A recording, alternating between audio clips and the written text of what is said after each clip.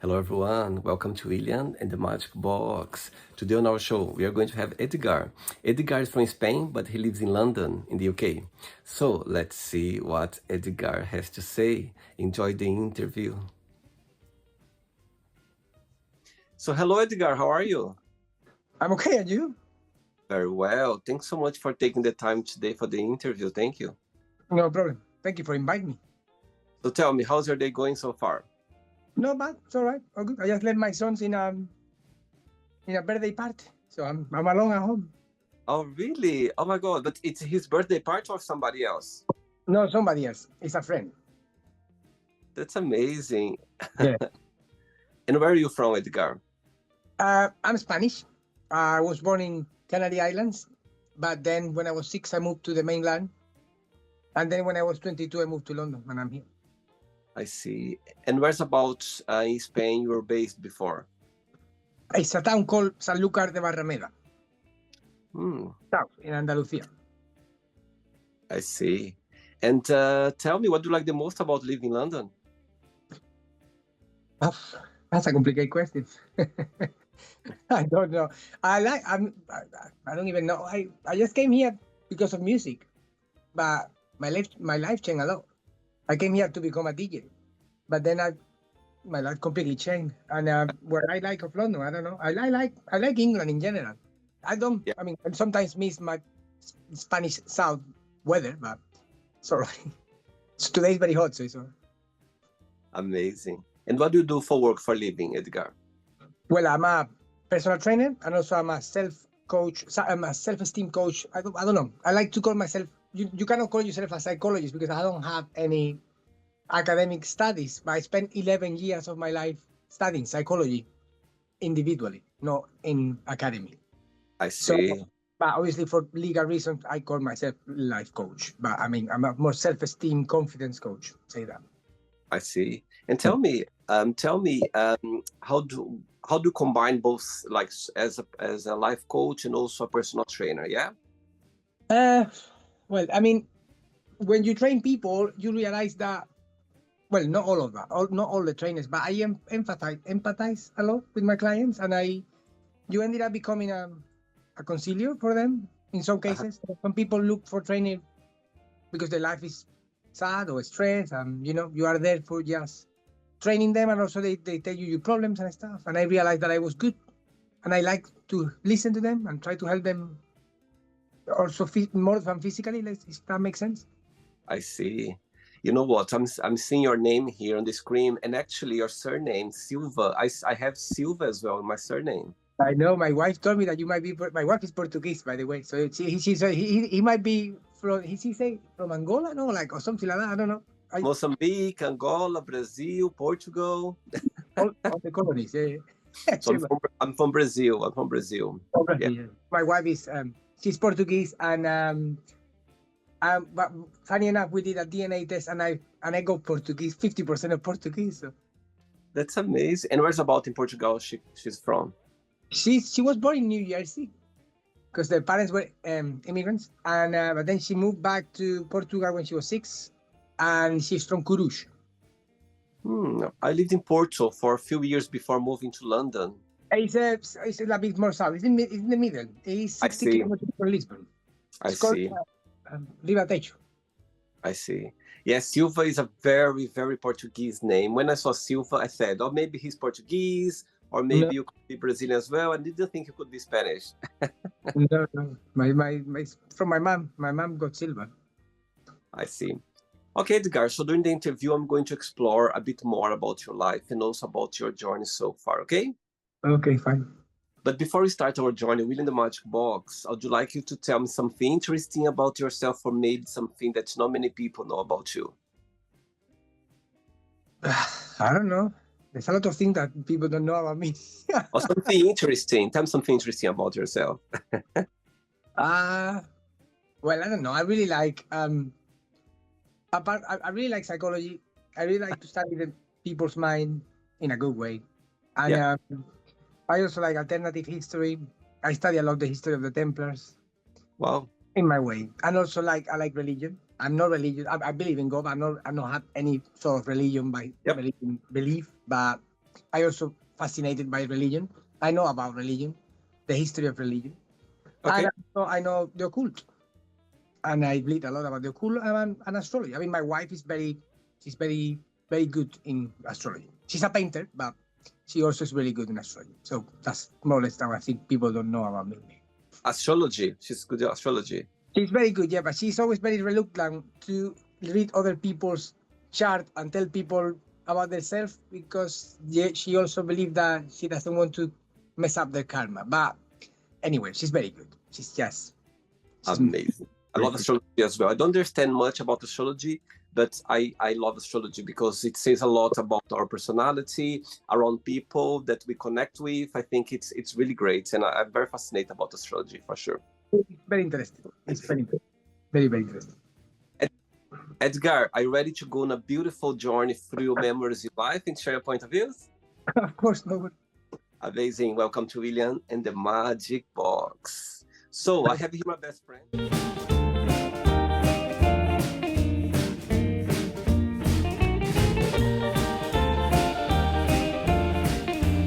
Random fun questions. So what I'm going to do, I'm just going to play a song just for us to relax before the first question, okay? Okay, don't worry. Let's do it. Let's do this. Actually, I'm playing a music that from someone that I'm sure you know her. She's Brazilian, yeah.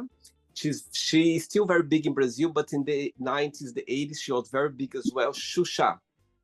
Xuxa, yeah. Stephanie Ilari, played. Ilari, yeah. Oh, oh, oh, Ilari, Ilari, Ilari. I'm a big fan of Xuxa. Yeah, I know that. Okay, Edgar, so before we start the game, during the join, if it comes up a question that you don't want to answer, you don't want to talk about, always can change, okay? Yeah, no worries. Fine. Amazing.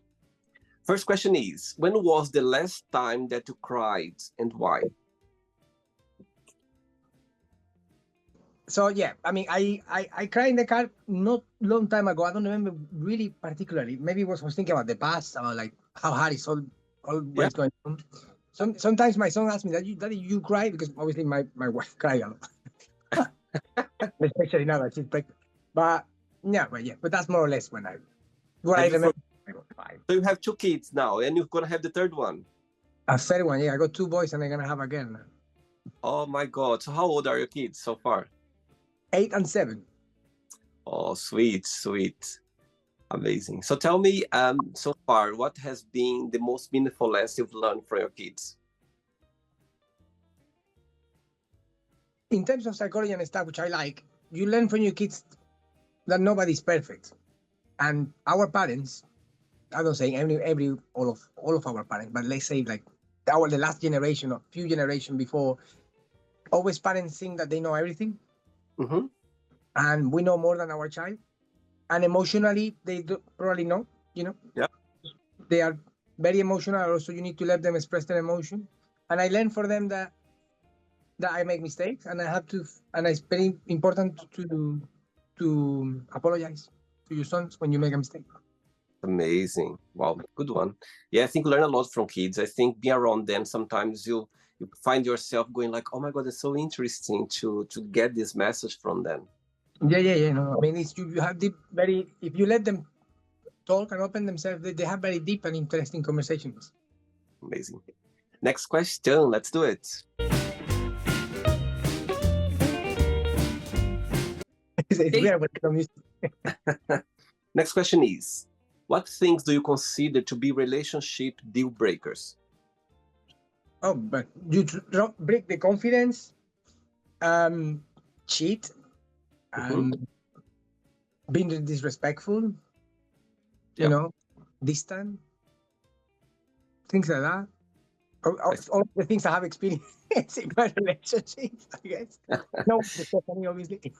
Of course. And tell me, how did your path cross with your wife for the very first time? How did you meet up for the very first time?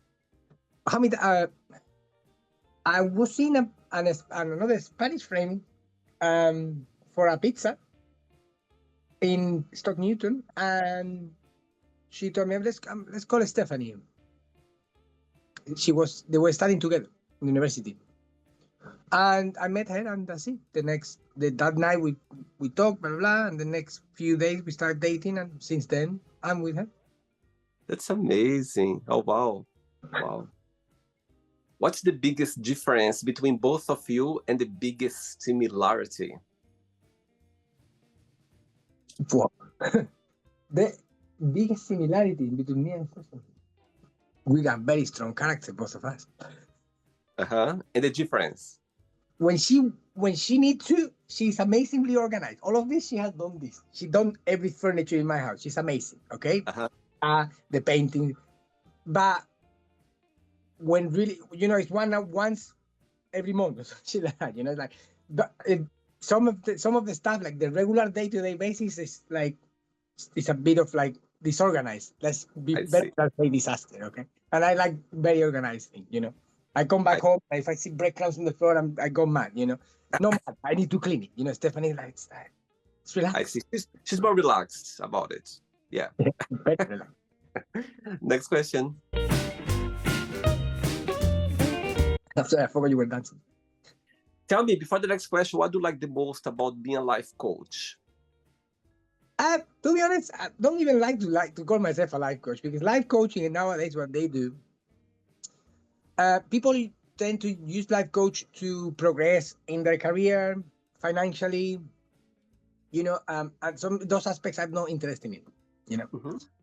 I'm not a super financial advisor, obviously.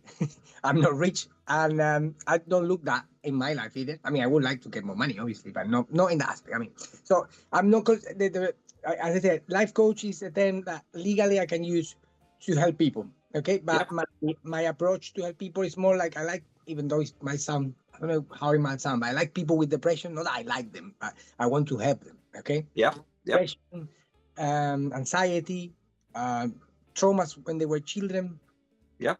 We all have that, but I use the life coach like an entrance to this world. I But when see. people ask me about career and like I want to develop my business and things like that, I'm not that kind of coach. Okay, I I'm see. more psychological. I see. Okay, so that, Yeah, like yeah, you like to help people when they're not feeling the best place, when they need some help regarding their to mental guide health. to know themselves inside, Absolutely. not in a material way. I don't help them to become highly successful businessman. I see. I see. You can get that if you have inside problems with yourself and self-esteem problems. Maybe you become so confident and so high achieved that you become an amazing, or like something very successful. But I don't guide people to on that direction. I see. Okay. Right. Next question is, if you had only 24 hours of life, what would you do?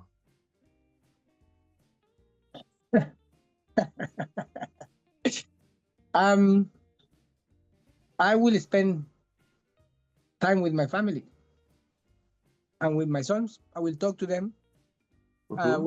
explain some tips for them to the future, Yeah. and that's it. I will enjoyably take my destiny. Sometimes you are, but it's like death is something inevitable, isn't it? And what's the meaning of life for you? Ooh, madre mía. What the me? I love it. That's a very, very, very deep question there. Um, I don't know. I mean, I guess life is your journey to discover what life is all about. In a Mm-hmm. way. That's the only thing I can say now. I mean, like, that's it. Like, life is an evolution of you realizing why you are here, isn't it? Like, an understanding um the purpose of life in a way. But some people might say, like, I mean, he also is paradoxical because it might have no sense at all. Mm-hmm. But I Totally. don't. If you start studying, like, if you see the world and the universe and things, how they behave, it might be some guidance, something, some sort of structure is there, and some sort of purpose and meaning. But obviously nowadays, I think the problem is the purpose and meaning is quite. People don't focus on that. They focus on Netflix and buying holidays and live the life, because like the famous carpe diem. Life is gonna, let's enjoy pleasure because life is gonna end. I mean, well, like, life is gonna end anyway. Yeah. I think life is a gift that you need to enjoy every single day. Yeah, exactly. I mean, of course. I mean, but don't count the days. That's what I try to tell people as well. It's not about when people say life is too short. Like life is not that short. Sometimes you are very bored, and life is eternally long. Okay, Totally. and Yeah, sometimes you're having an amazing time, and that time seems like it's eternal, and it's in a good way. You know. totally. Next question. Let's do it. Let's go. Next question is, what makes you the saddest? I have really advocate for individualism, but also the state of the world make me sad Mm-hmm. in my own views. Okay. Yep.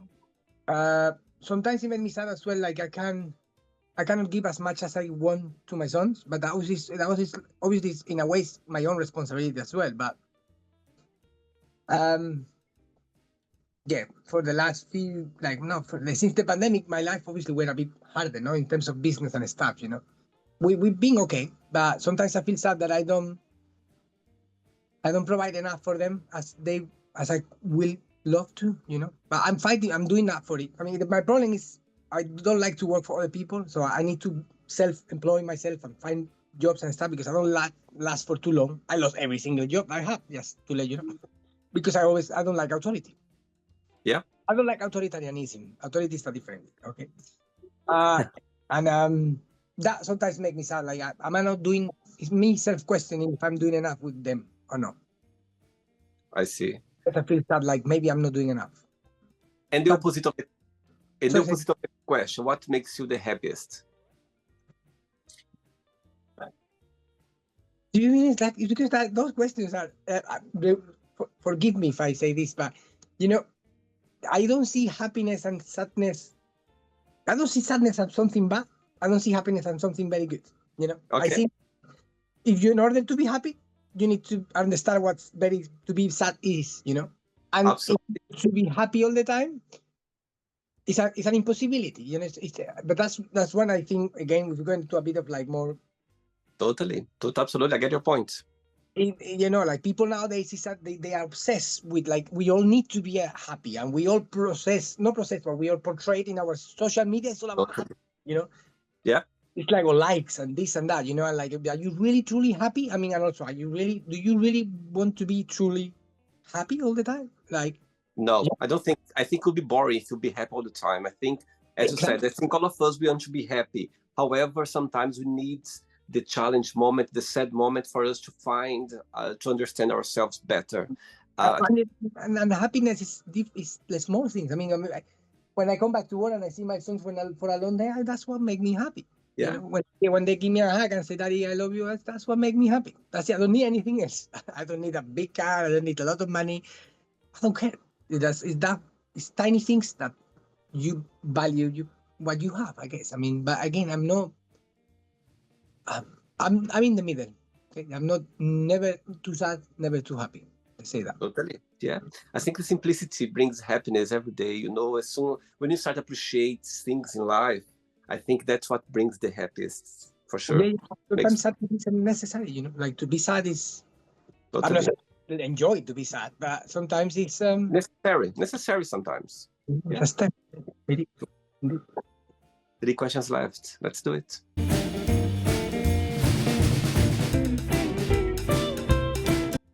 Right. So before the next question, of course, you know, as you mentioned, you are Spanish, your wife is Portuguese, you know, and you live in a country where the first language is English.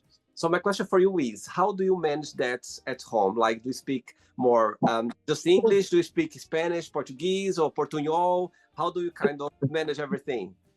My wife speaks like 5 or 6 different languages, so no problem at all. That's what I like of her as well because she's very good in languages. I don't know why sometimes she doesn't get a job related to this because my wife speaks Japanese, she speaks Portuguese, Wow. speak Italian, she speaks French, she speaks a bit of Polish. She got a gift. Okay, she was working in a Jewish nursery for 1 year and she speaking Hebrew. You know, Amazing. she had Wow. Romanian colleagues and then she started learning Romanian because just for listening. You know, Wow. It's a gift for sure.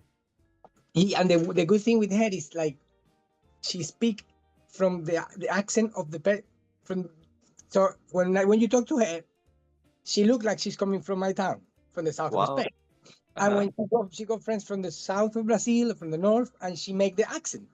And I love Brazilians it. say, like, "Are you kidding me?" It's like because she's like, "Oh, cara," blah, blah, blah, blah," and she was like, "What you talking?" And I sometimes felt like because it's like you're making the accent perfectly. Why you do that? Like, I I love it. playing my accent. I mean, as you see, it's thick as hell.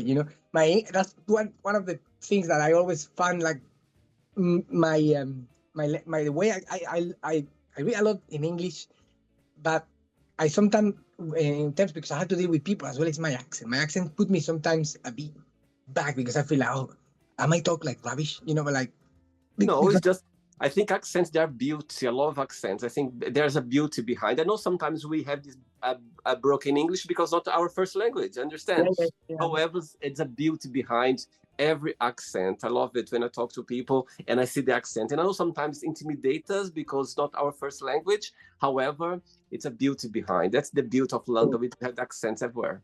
Yeah, that's true. Yeah, yeah. I mean, it's just so much stuff. So my question is, so at home you speak more Spanish at home with your kids? Uh, we the only problem that I see with when me and my wife is that she never spoke Portuguese at home because she always talked in Spanish with me, Okay. and that's the problem. But obviously, my grandmother, she's been here for 8 years and she doesn't speak English, so they don't have another option that to understand her because she's speaking Yeah. Portuguese. But the good thing is with the new baby, she's gonna speak in Portuguese. I'm gonna speak in Spanish, and they're gonna have to pick it up. So Yeah. they hopefully they will learn that. I think it's very important. To be honest, I think in terms of languages, I prefer them to speak Portuguese and English than Totally. English because if you speak Portuguese, you definitely speak Spanish. Yep. Yep. It's a more complicated language. Yeah. And if you speak Portuguese, no, you understand, but it's not as easy for Spanish people to speak Portuguese. Totally. I get it. Portuguese is a really good language, very root language, very good. I see. Okay. Next question is, who is your biggest hero? I knew that question is gonna come, but I don't have one. That's the problem. I have many. Shusha. I'm joking. I'm joking. If we talk about music, we need to specify.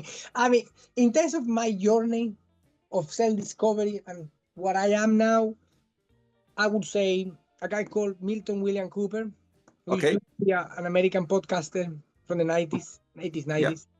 He was really into conspiracies and like the UFO war and things like that.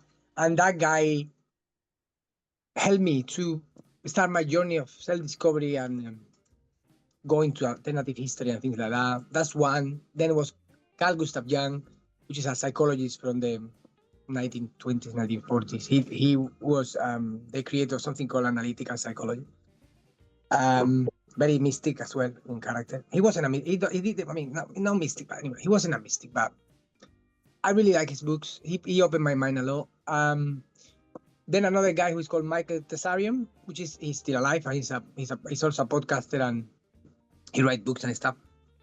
Helped me a lot in my journey to choose what to read and what to focus on, especially in psychology. Mm-hmm. Then I got Ayn Rand, which was an American philosopher and a political philosopher. And Okay. then in the occult side, I would say Elena Petrovna Blavatsky, Wow. an occultist from the 1800s. From the 1800s, and it was really very interesting because all that time, 2013, no, sorry, 2013, 2014 was kind of, I would call it the dark side, the dark journey of the soul.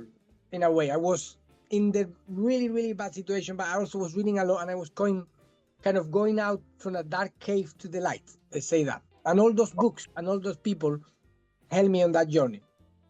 Amazing. And what's the biggest joy of being Edgar? What do you like the most about being you? It's the big joy to be Edgar. Oh man. Madre mia. Madre mía, indeed, madre mía. I don't know. I mean,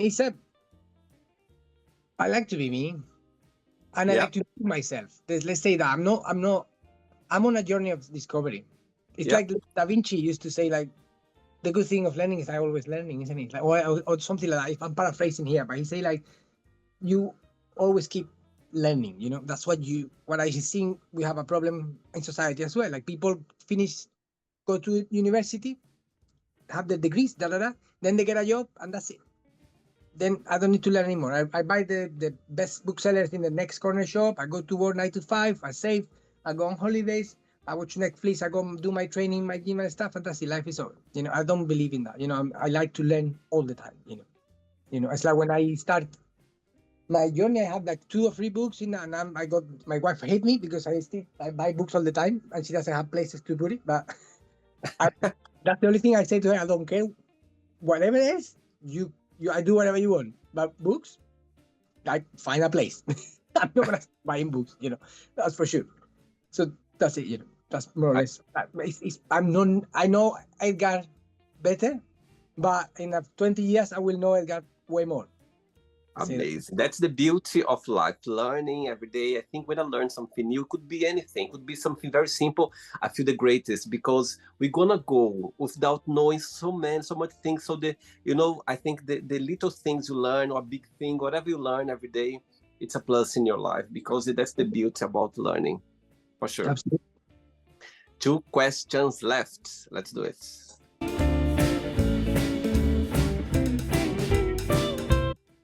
Okay, Edgar, next question is, tell us about your first kiss and your first love. My first one? My first kiss? And your first love. Oh, man. Okay, my first kiss, if I remember well, was when I was, I don't remember, maybe 15 or 16 years old. And yeah, but no match, was just a kiss. Was good. And my first love, well, that woman which I kissed was a kind of girlfriend. Yeah. My first love was another one, and I started with her in 2005, and it lasts only for 2 years. But it was really, it affects me a lot. Let's say that. The broke up was for me again. That was another life lesson. You know, if you study astrology, my wife will say that was my karma. The beginning of my karma was that someone has to break my heart in a way, and I suffer a lot. It hurts so much when our heart is broken. Oh my God, it's hurt a lot. Ouch. Yeah. But it's good. It's a good. Yeah. You know, and thanks to that I'm here. You know, but it was hard. Yeah, it was hard. Can imagine. Yeah, but it's always about lesson, learning every day. Yeah, you get better for the sex relationship, like you get better for the next one. So it's always learning for you to be ready for like the long one. I think they're necessary, those breakups, those heartbroken. It's necessary. You especially, I mean, as a man, no? You understand how to treat a person, and also like I have I'm not very romantic as well. That's one of my problems. So the problem. Yeah, no, I don't know. I mean, it's again.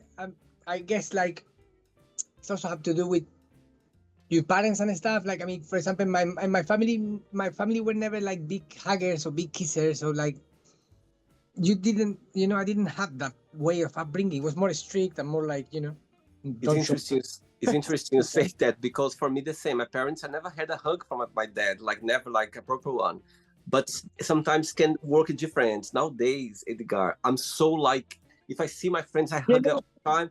I when I came back from, sorry for cutting you down, but like when I came to London after 2 or 3 years, when I hugged my mom, and my mom was like, and I kissed her, she was like, whoa, she wasn't expecting that. I was like, well, you're my mom, like a hug, but and I do that with my sons. I always hugging them, and Sweet.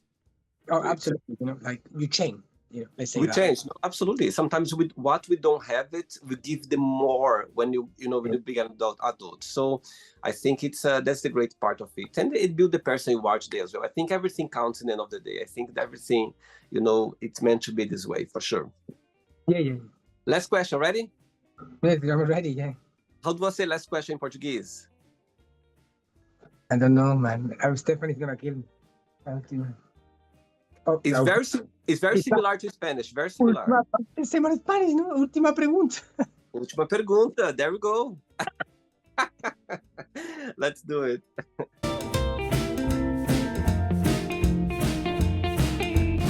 Yes, última pergunta. But before the last question, Edgar, we are talking about astrology through the interview. So I'm curious about your star sign. I'm curious about your wife's star sign as well. And I would like you to guess my star sign. So I'm trying to guess yours. So through our conversation, you know, I don't know. I think I can be wrong. Let's see if I'm gonna get your right. I think you are Taurus. I am. Taurus ascendant. Oh my God! You see, I got it right. My son, if you, my ascendant is Taurus, and Stephanie's ascendant is Taurus as well. My son is in Aquarius, and Stephanie's son is in Libra. And okay, so Stephanie's your wife. Yeah, sorry, yeah, my wife. Yeah, I always call her Stephanie. Yeah, sorry. Yeah. And what's her star sign? Her son's sign is Libra. She's Libra. Okay. Yeah. You are And Taurus. ascendant is Taurus, like me. Oh my God! I guess when you said about, I was trying for the interview. I was trying to understand. You see, I can understand a little bit of star sign. You see, just talking to you, I have no clue which sign are you. Yours. I don't have a clue. I mean, so try mine. I'm very bad for that. I can say, well, you talk a lot. You Gemini? Scorpio. No. Scorpio. That's why we have a good relation as well. Because I get very good. I work very well with Scorpio people. Stephanie is also. She got something in a Scorpio, isn't it? I don't know what. It's the second one, maybe. Second one. Because the first one is the day when you're born, and the second one is the time you're born. I'll tell you something, Edgar. You say about Taurus. You say about Taurus. Yeah, sorry. The time is for the to check your ascendant. Your ascendant is your physical appearance, and also what it dictates your journey in this physical world. So if you have the time right, you don't know the ascendant, so then you don't know the houses, the range of the houses. Yeah. But in a way, she also it depends, because if you use Vedic astrology and you use Western astrology, in Western I'm Pisces, Sun Pisces. In Vedic, I am Aquarius, because the signs move 15 degrees.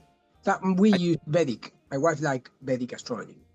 I'll tell you something about Taurus. I have like 3-4 people in my life that we are very close, and they are Taurus. You know, my first friends I made in Europe when I arrived from Portugal, and I was living in Portugal. He is Taurus. Yeah.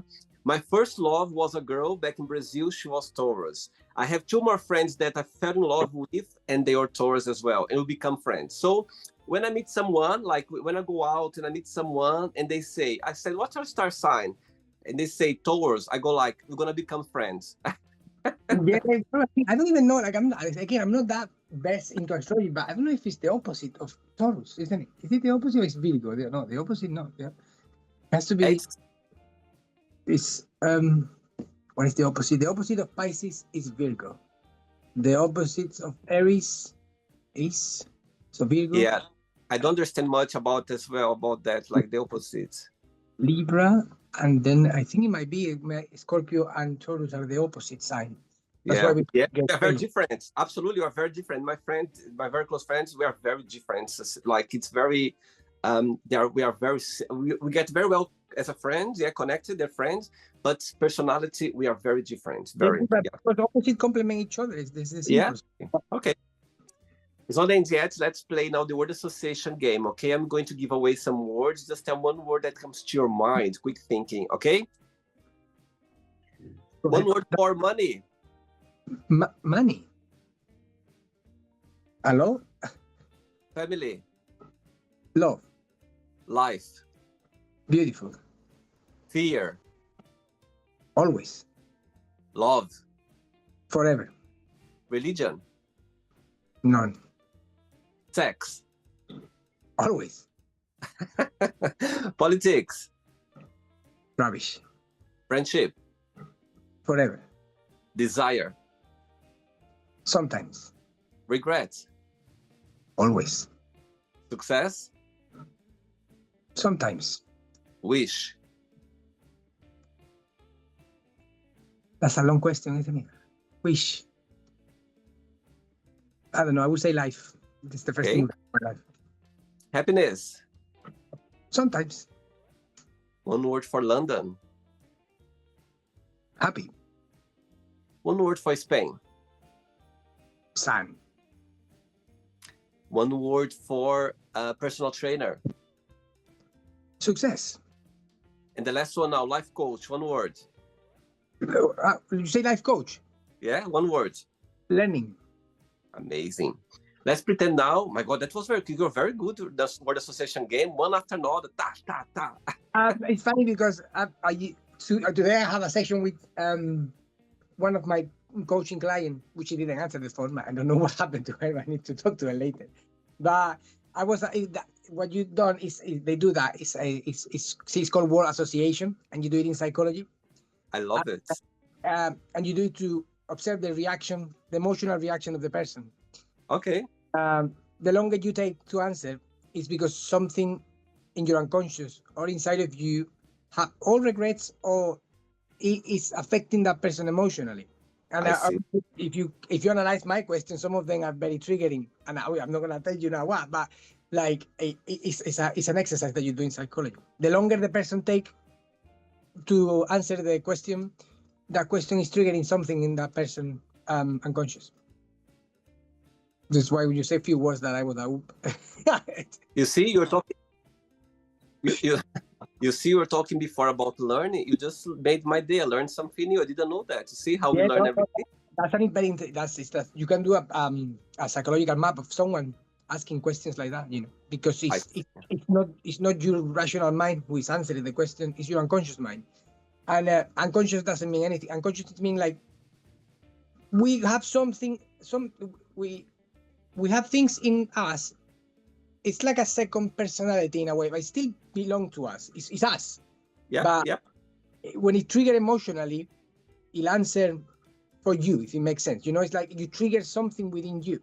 You know, Yep. that you stop, like someone who has abuse in the family. You know, like you say father and she say hate, or you say love. Yeah. And she's thinking about love. It's like, what is she thinking about love? Is it triggering something that maybe she lack love, or like love is a big thing for her? You know, so then you I start see. questioning deeply in those fields. You know, and then you start finding path to that person who we usually repress emotions and things like are there hidden because we don't want to talk too much about it.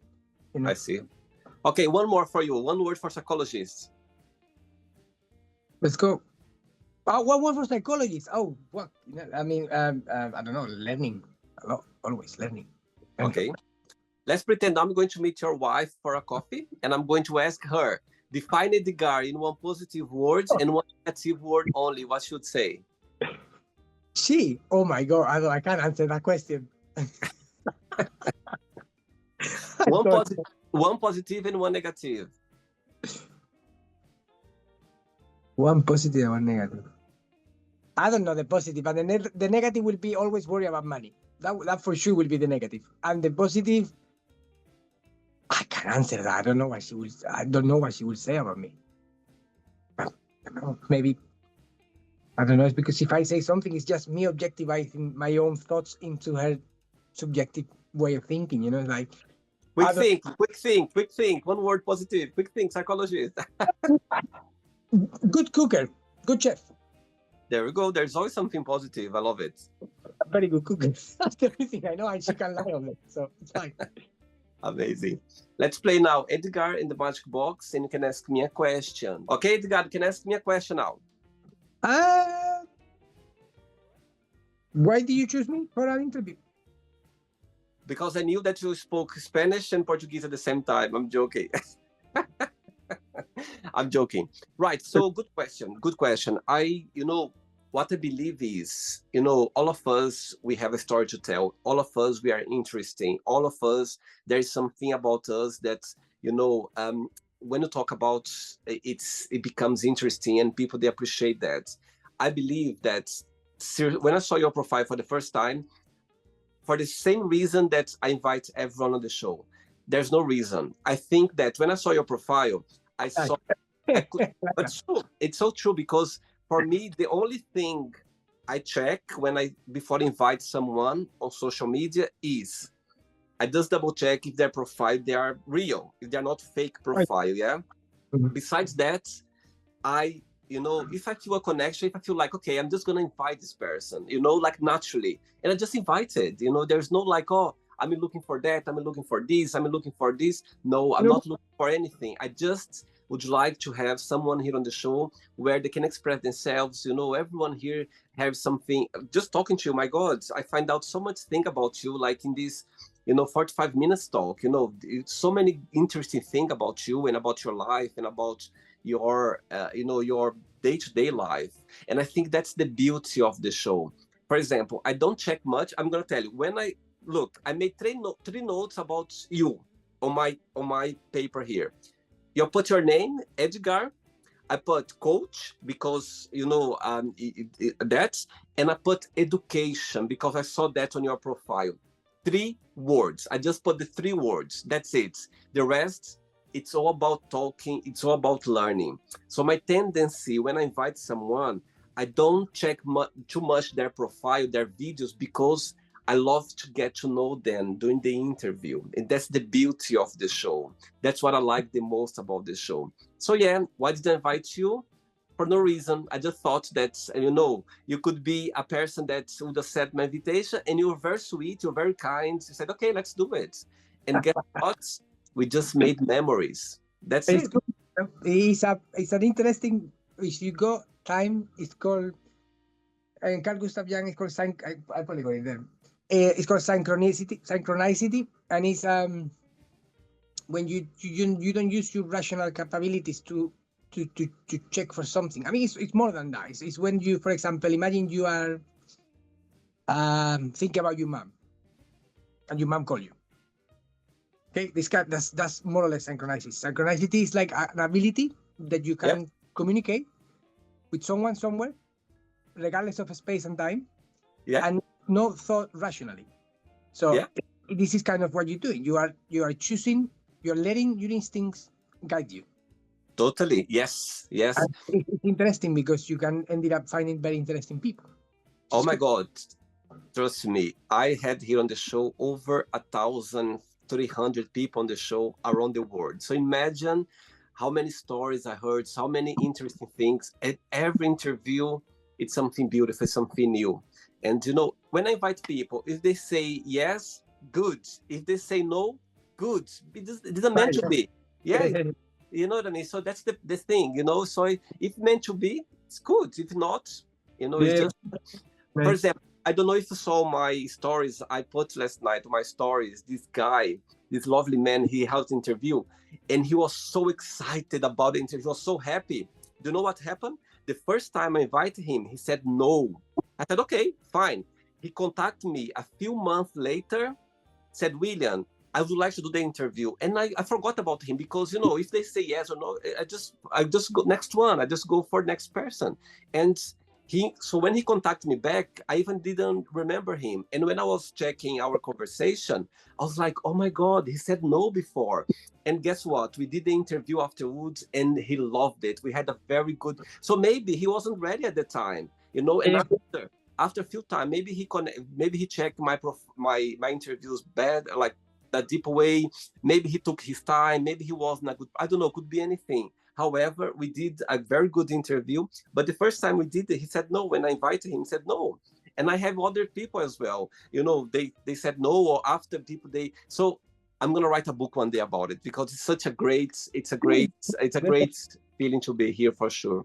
Did you enjoy you the should. interview? Yeah, it was nice, very good. I really love it. It was very nice. Thank you so much for having me on. It was very nice. Thank you. Thanks again, Edgar, for bringing your energy, to bring your knowledge, to be so sweet and kind. I think it's amazing to be here. Thank you. And before you go, if you can share a positive message or anything that you live by. Well, if you people who listen to you, please come and check my Instagram page in True Self Esteem in Instagram, or visit my website at trueselfesteem.com. Okay. And like, if you have any problem with anything in your life apart from career and financial success, please contact me, because I would like to hear your story as you do, and I'll try to help you if I can, obviously. And if it's like my power to help you or whatever you need. Amazing. Very good. Muitas gracias. Gracias. Obrigado, my friend. Obrigado, pai. Amazing. Send my regards to your wife, to your kids and friends and family, and you keep in touch. It was a pleasure to have you on the show, okay? Have a great day, okay? Thank you so much, man. Bye. Take care. Bye-bye. Bye-bye. So, did you like the show? Don't forget to give a like, to share it, and also don't forget to subscribe to the channel. And if you'd like to be part of the show as well, first, subscribe to our channel, and after that, just go to our website, www.williamandthemagicbox.com, and send us a request saying why would you like to be part of the show. And I see you there. Bye bye, see you next time.